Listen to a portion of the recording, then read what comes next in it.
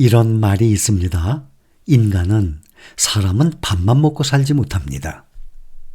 사람은 사랑을 먹고 삽니다. 나를 사랑해주는 자가 필요한 동시에 내가 사랑할 생명이 필요합니다. 사랑이 없는 생은 결코 행복한 인생이 아닙니다. 그래서 사랑은 행복의 열쇠입니다.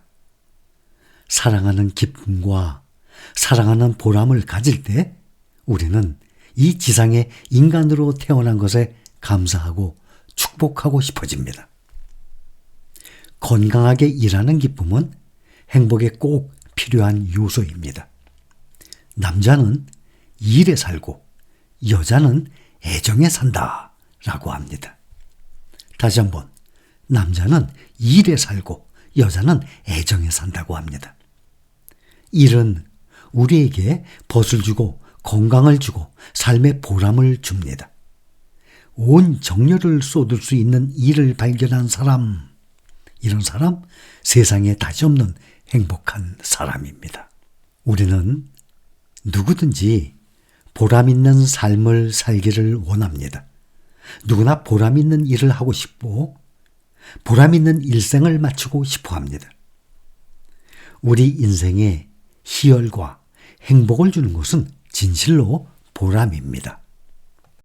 그림을 그리는 화가가 아름다운 그림을 그리려고 캔버스 앞에 설 때, 또 음악 작곡가가 좋은 노래를 만들려고 좋은 음악을 만들려고 몰두할 때, 어머니가 자식의 성공과 장래를 위해서 밤낮으로 애를 쓸 때, 아내가 남편을 위해 정성과 노력을 기울일 때, 이럴 때 보람을 느낍니다.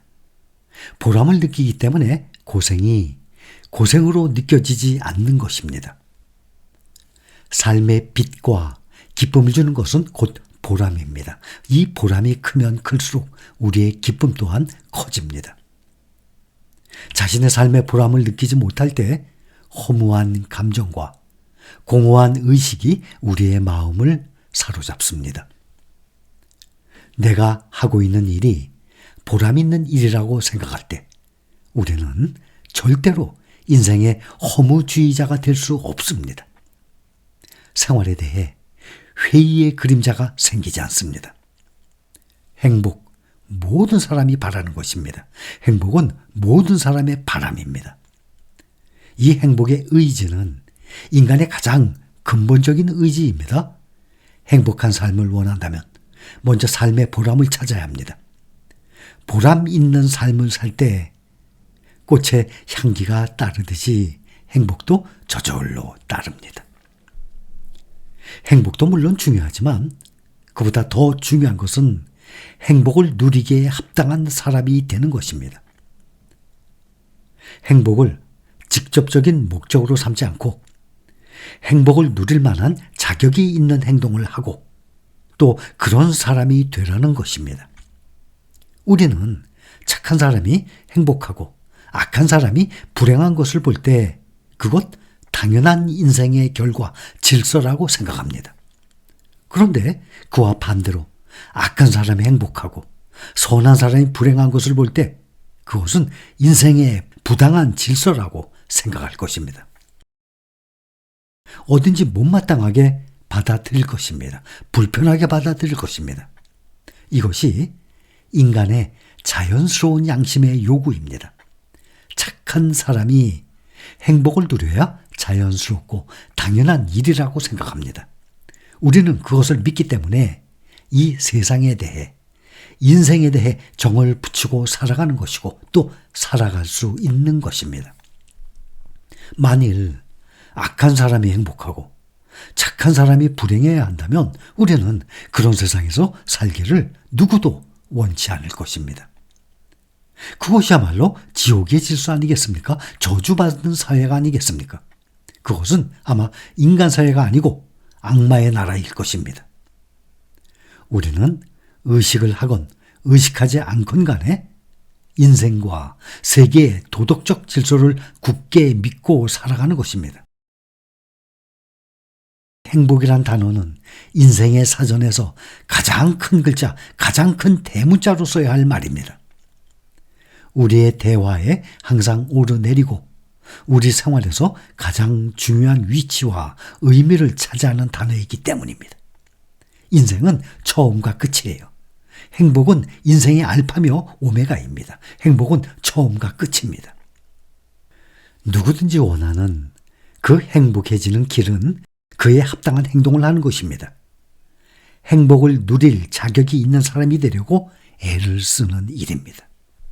우리는 모두 행복해지려고 하루하루 정말 노력하고 있죠. 인생의 보람을 위해서 살고 보람 있는 인생을 사는 것입니다. 보람, 이것이 바로 행복의 중요한 열쇠입니다. 보람에 대해서 상징적인 의미, 행복에 대해서 이 상징적인 의미 세 사람이 있어요. 건물을 짓기 위해서 날마다 3명의 석공이 와서 대리석을 조각을 했습니다. 이 세 사람에게 무엇 때문에 이 일을 하고 있느냐라고 묻는데 세 사람의 대답은 다 달랐습니다. 첫 번째 사람은 험상궂은 얼굴에 불평불만이 가득한 어조로 죽지 못해 하오 라고 대답했습니다.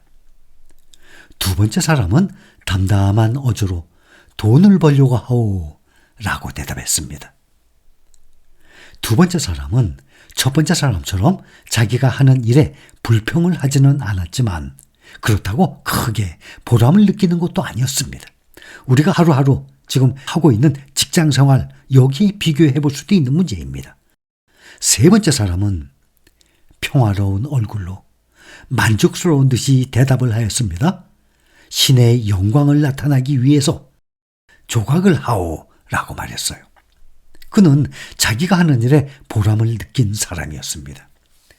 여러분이라면 똑같은 일을 하고 있는데 죽지 못해서 하고 있는 사람, 돈을 벌려고 하는 사람, 신의 영광을 나타내기 위해서 일을 하고 있다는 사람, 그러니까 나의 만족을 위해서 어떤 사람이 올바른 마인드를 가지고 일을 하고 있는 사람입니까? 사람은 저마다의 안경을 쓰고 인생을 바라봅니다.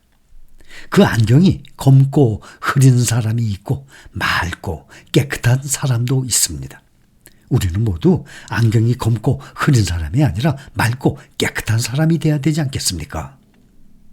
검은 안경을 쓰고 인생을 바라보느냐, 맑고 깨끗한 안경을 통해서 내다보느냐, 그것은 결국 마음에 달린 문제입니다.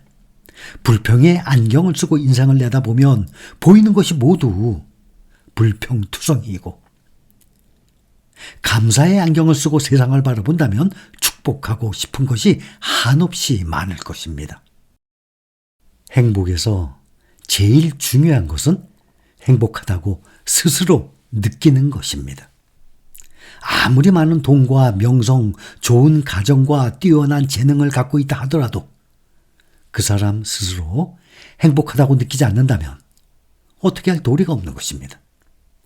얼마든지 행복할 수 있는 조건을 갖추고서도 불행한 사람, 또 그와 반대로 행복할 수 있는 조건은 별로 갖추지 못하고서도 사실상 행복한 사람을 우리는 세상에서 가끔 봅니다.